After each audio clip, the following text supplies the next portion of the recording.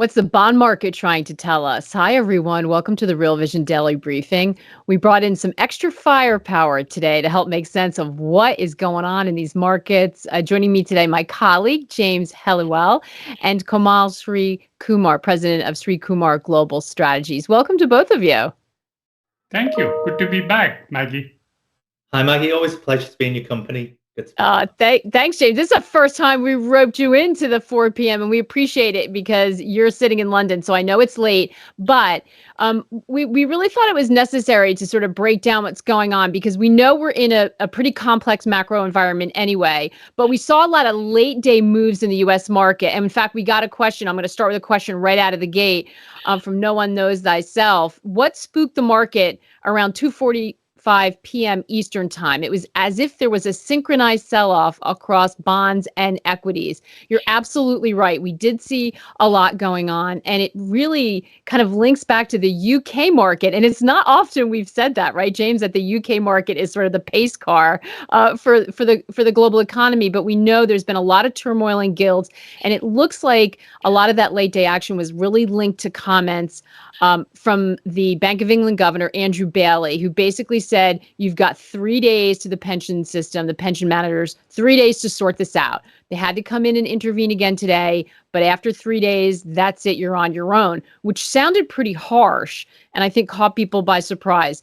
Let's take a step back. And for those who haven't been following this to understand why this would send a ripple through global markets, what's happening in the UK market? What do we need to understand about what's been unfolding there over the last week?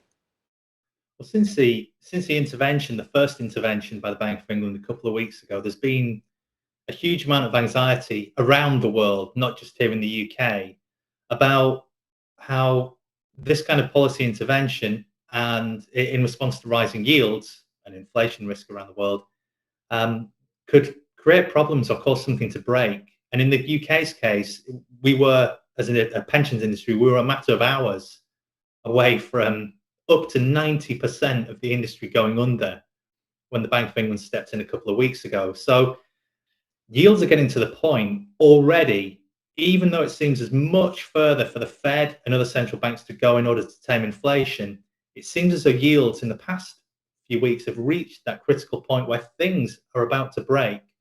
And it's not surprising given that, well, it shouldn't come as much of a surprise, given that everything in the financial system is ultimately levered or highly leveraged. So when gilt, so UK sovereign or government bond yields begin to rise, in the case of the pensions industry, which holds those bonds as collateral, a couple of weeks ago, it's created a vicious circle where they were required to post margin. Basically, they received margin calls, but the very collateral that they're holding are the same bonds.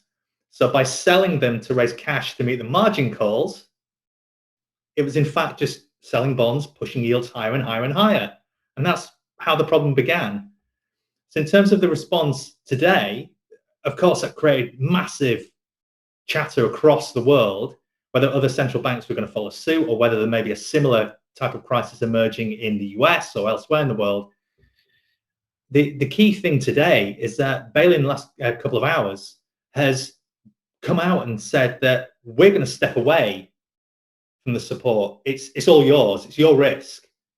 And that initially seems really startling and quite scary because it does seem as though we are at a point where the rise in yields in response to inflation, rate hikes, has reached a point, as I say, where it's just unsustainable and something is at risk of breaking, as we got all too close to a couple of weeks ago now. So it's interesting to see the reaction in sterling. You mentioned the reaction that spilled over into risk assets around the world, including US equities. It came after the market closed in Europe, and in the last hour, pretty much going 8 o'clock here in the UK. It came between the two sessions, or after the European session, and it's maybe caught a few people by surprise. I think sterling reversed. It was pretty flat today prior to the announcement. Very little activity yesterday either, albeit yields rose on the 10-year, in line with other, slightly ahead, but pretty much in line with yields rising in the US and other benchmarks. But it's reversed about 1% in the last hour. So there has been quite a strong reaction. Now, I think this is probably a question for Sri a little bit later to get his view on what this could mean. But it just, my gut instinct, in a similar way to when the intervention was announced a couple of weeks ago, we saw sterling rally, a relief rally, and then reverse. Back then, yield curve control, to me, if that was basically my interpretation of it, suggested that in fact we would see pressure on the currency, which was the opposite to the initial move. And it's ultimately what has since played out. Seeing this initial weakness, it just makes me feel a little bit uneasy, or as though it could be the wrong move. I wonder whether we might see a relief tomorrow, as it's been just such a potent, clear message coming from the Bank of England. Yeah, so let's bring Sri in, and it's a potent message, but is it one they can stand by? And I'm interested to hear James sort of talking from the trader point of view, because I think the reason in the US you had that reaction is like, what do they mean in 3 days? That's it. They're going to let the pension system collapse. I mean, wouldn't that increase the odds of financial dislocation and instability? The kind of instability, Sri, that would, have the potential to have contagion around the world. Why would that be a good thing? Maggie, those are great questions. But before answering that question, which I will definitely do so, let's go back 2 weeks, as James suggested. You had what I call an unforced error. It is, or what you would say in soccer and football, a self-goal, that you go and goal not against the opponent, but against yourself. That's what the Prime Minister and the Chancellor of the Exchequer did. It was an unbelievably inept fiscal move on the part of the UK government, so much so that the International Monetary Fund, which generally criticizes only Asian and Latin American countries, they don't typically criticize Europe, because managing directors at the IMF typically always have come from the IMF from Europe, and they don't criticize Europeans. But this was a situation when they were very critical of what the UK did. To think about the immense folly of the move, think about the Bank of England trying to take water out of a tank, that is reducing inflation, even as the Chancellor of the Exchequer and the Prime Minister are trying to fill it up with water at the same time. You are just working at cross purposes. Mm-hmm.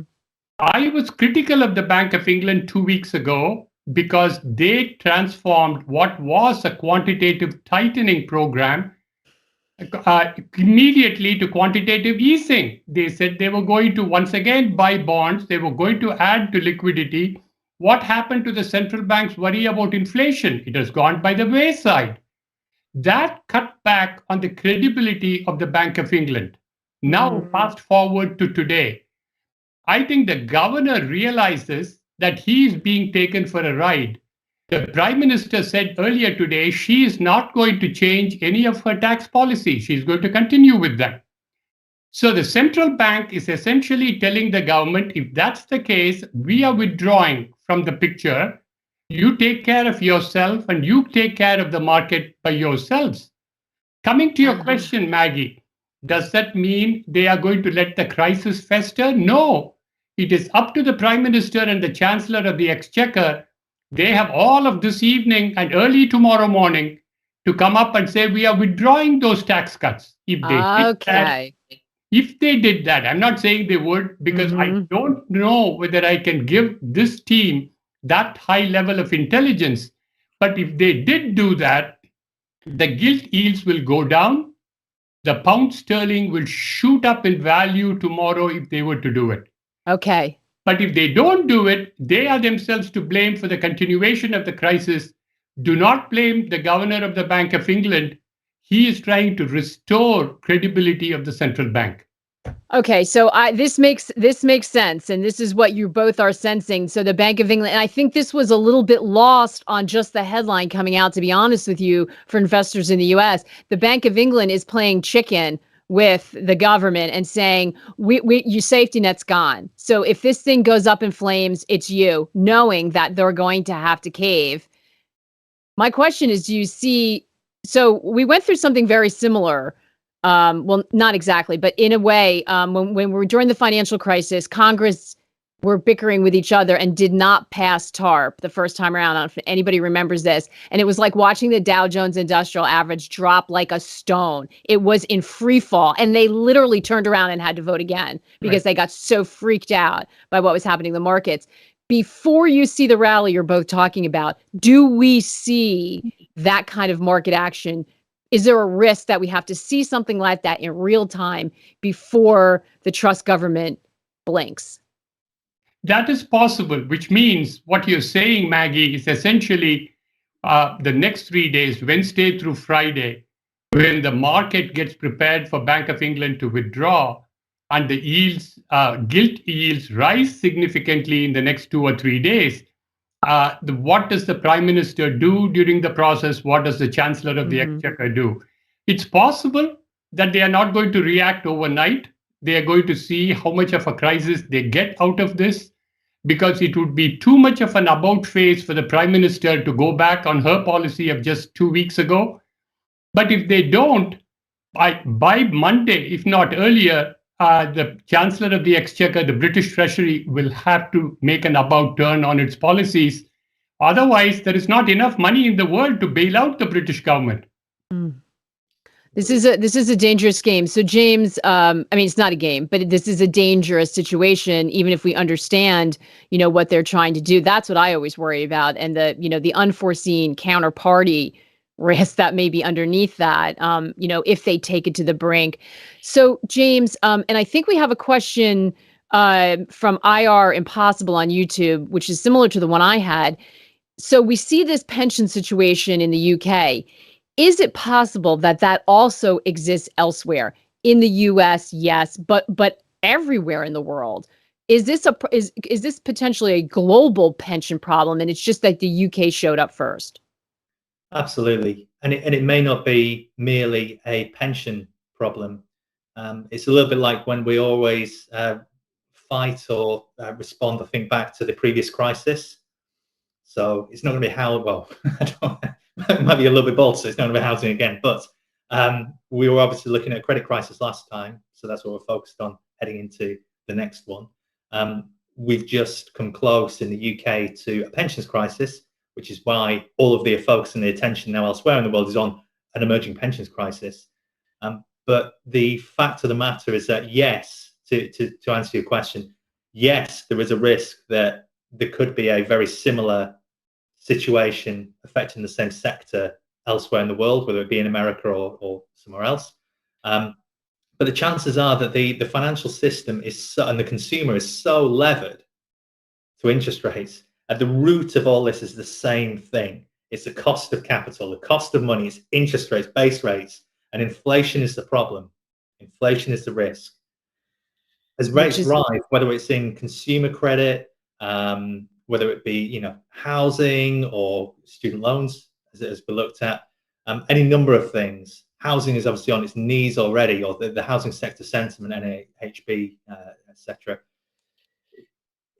It's going to take something special for that to bottom. It's already under so much distress. If you take a look at the UK, Foxtons, for example, is the share price of one of the real estate agents in the lettings agents in London, specifically, and elsewhere.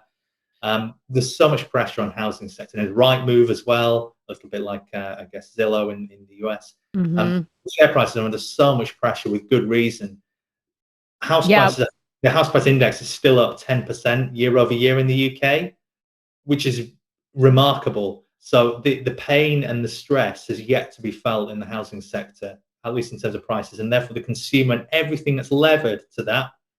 Housing being, the usual, typically at least the one asset that a consumer or household would have, even if they're not financially savvy, they would at least have a home that they can tie equity to and all the rest. The pressure is yet to be felt there, and it's coming.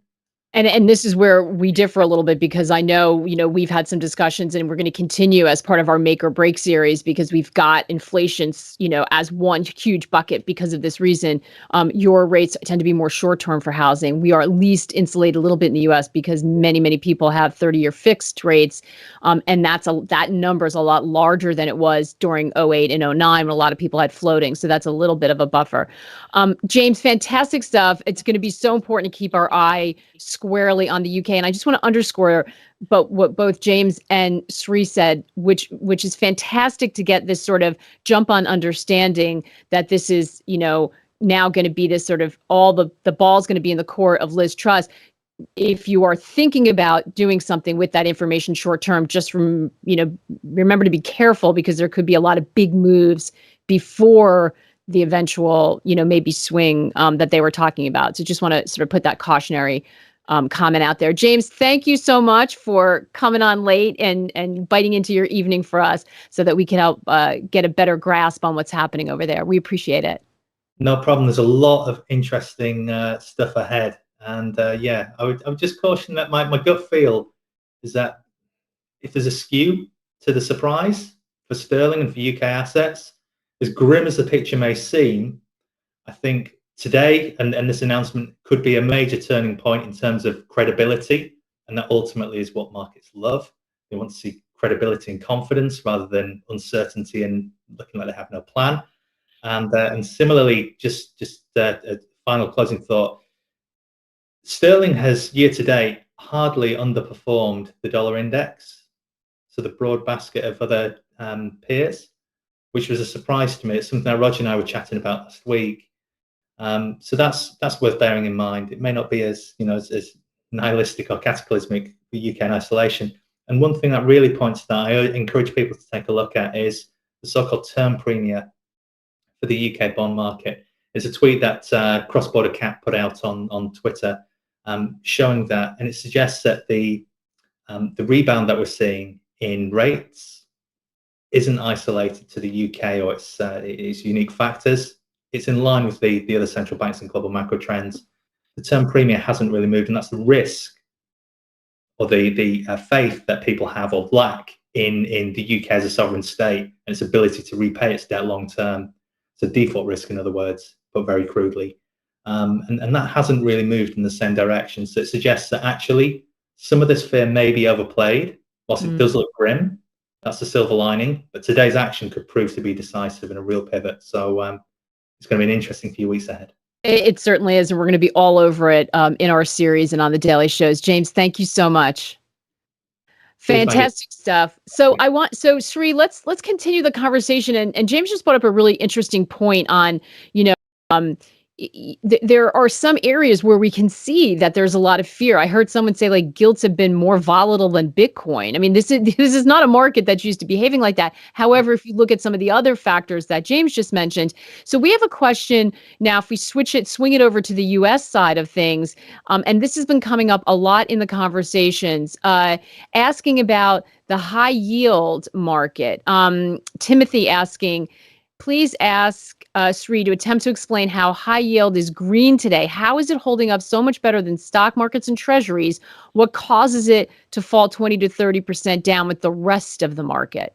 What do you see happening in the high yield U.S. market? The high yield market, I think, has held out better so far, Maggie. And in answer to Timothy's question, when you have this crisis in the UK and it came from the pension funds, which is totally unexpected. Nobody expected the crisis to come from there. On the US side, you need to be much more careful, I think, about the risk that you're taking on the high yield bond area.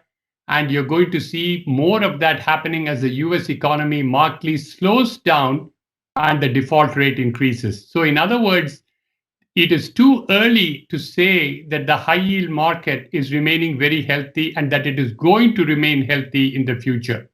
The second point here is history does not repeat itself, but it often rhymes in terms of being very close to it. So in the UK, you had it in the pension funds. In the US, the banking system today is very strong compared with 2007. Where are the problems going to come from? There are levered loans, and very many of them in the high yield area, which have increased significantly as a result of the Fed maintaining interest rates on a very low level and keeping its balance sheet ballooning. It has actually doubled even since COVID began. That is one area where you can expect a problem if the Fed continues to increase rates by 75 basis points every meeting. And at the same time, it is also cutting back its balance sheet. the QT, as it is called, by $95 billion. So in other words, the story is not over. Be very careful in terms of going into it during the next 6 to 9 months. Why are you surprised that it hasn't showed up already? I think that's the point they're getting at. Why are we seeing the NASDAQ off? We're seeing other risk assets taken on the chin. You would have thought that high yield, especially, out on the risk profile, would have started to cave, and it doesn't. It seems like it's delayed. It is delayed, I think, for one very important reason. Until recently, until about March of this year, the interest rate that you could get in other higher grade investments was very low. So it was not as if high yield has much of a competition. Mm-hmm. So today you can get 4.3% for 2-year treasuries. And by taking high grade, investment grade, you can get a lot of money. There is a lot of competition now for high yield. And I think that is where the picture is also changing. The high grade versus high yield choice is being put to you in a very different manner today in October than it was even in the first quarter of this year. So the pain, it sounds like you're saying the pain is to come. Fantastic questions. I'm going to go through a few more because they're so good today. If you have a question, you know the routine by now. Our live chat function on our website isn't functioning through the upgrade. So hit the YouTube chat, drop your question in the comments, or tweet us with the hashtag AskRV. So Nutal is asking, when does the U.S. bond market sniff out, presumably in advance, the end of this inflation cycle swing? Will it be a repeat episode of UK gilts in U.S. markets also? I have been writing in my weekend reports that it is going to come from perhaps the dollar remaining so strong that by the end of this year, US corporate earnings are hit very badly because foreign earnings are translated into US dollars with a very strong dollar. That is one area in which that comes, and they put pressure on the US Treasury, they put pressure on the Federal Reserve to change their policies. The other reason I mention is often what is quote unquote a credit event. And we talked about the levered loans having problem. It could come from any other area of the economy, from the financial system. And if that happens, I think the Federal Reserve will essentially throw in the towel and say, oops, that's it. No more for inflation fighting. We are going to save the system. If you look at what has happened in the last 24 hours, we saw both Charles Evans of the Chicago Fed and Vice Chair of the Fed, Lyle Brainerd. She said, for instance, we have to be conscious of the risks involved in too much of tightening. And Charles Evans said he is wondering also as to whether we are going too rapidly in terms of rate increases. The first time they have started to say something along these lines. It is not clear whether they are saying it of their own accord, if it is coordinated with the rest of their colleagues in the Federal Reserve Bank, but they've started to say, hey, inflation is not the only goal. We can't keep increasing interest rates. We have to worry about systemic stability. So what I would say is, and this was the piece of the something that I wrote last Saturday, that you do not have a pivot yet. You do not have a move toward easing, which will help you in terms of treasury yields going down sharply, equities going up sharply. But the starting bell in terms of moving toward it, I think, has been rung. Interesting. And that is a departure because they had sort of unanimously been singing off the same song sheet saying, we must show resolve. Inflation is our. So, presumably they are getting calls. We know we've heard more and more sort of high profile financiers sort of sounding alarmed. We heard JP Morgan chief Jamie Dimon talking about the possibility of another 20% down in the S&P 500, that it was possible. He seemed concerned. We had Mohamed Al-Arian saying the economy is going through a windshield. Kathy Wood writing an open letter. Okay, granted, she's invested in, those high techs that are getting hit the most. So you can argue she's, crying about her performance. But, there are a lot of people who have been talking publicly, and one has to presume privately, to the Federal Reserve, who sound like they're getting concerned.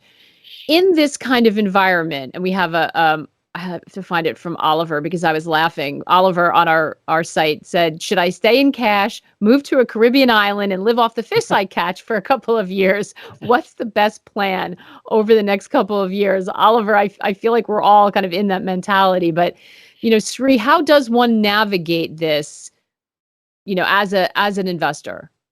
I would have nothing against a Caribbean vacation, Maggie. And I think anytime I'm ready for a Caribbean vacation, summer or winter. That having been said, what do you do with your investments?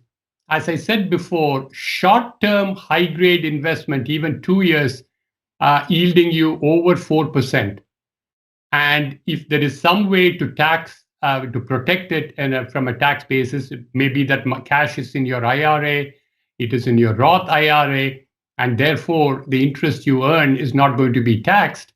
So you can essentially get an even higher return out of it if it is sitting there. What's the advantage of that? They are very short term, so they do not take a duration risk. It's not like buying 10-year treasuries or 30-year treasuries. And if yields actually go up, if the 2-year yield goes up from 4.2 to 4.5%, you don't lose much. On the other hand, your investment is going to mature in 2 years or less.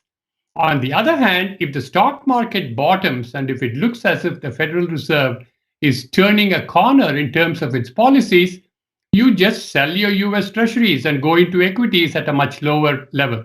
It's been said that Jamie Dimon's views translate into about 2,900 for the S&P 500. If that's the case and you're approaching it, then you always have the option of selling your short-dated fixed income instruments. So that's one way to do it. Second way, there are going to be some commodities, I think, which are going to do well. I think oil is going to be under significant upward pressure. We saw that just a few days ago with the OPEC Plus decision to cut production. And we have, once again, a very strange policy move, which is being thought of by the US Treasury and the European Union to put a cap on Russian oil. I hope they don't do that. That wouldn't be a great economic move for anybody who has studied economic theory. It is like going to you, Maggie, and I'm saying you want to sell your home for $500,000. I hereby decide I'm going to pay you only $250,000, not $500,000. By the way, and then I'll take your home away from you. Your answer is you're not going to sell the home at much less price than what you did. So that, if they go through with that, it is in some sense thought to quote unquote punish Russia, to punish Putin. I have no idea how you punish Putin if you set a limit on oil price at which he will not sell. Yeah. So, but those kinds of moves are going to cause a further artificial shortage of oil, going to push the oil price up. So that's one more place to park. And I have been a fan of global real estate. I think demographically, there is going to be a demand for space. You want to look at country risk. You want to see which areas are going to do well. And I have talked about taking a 2 to 5 year investment in the more riskier credits, for instance, Italy rather than Germany, for instance, because that's more of a value play. It is going to come up with the passage of time. The European Union is sticking together. They even issued a common bond. The Eurozone has a common currency, and that reduces overall country risk.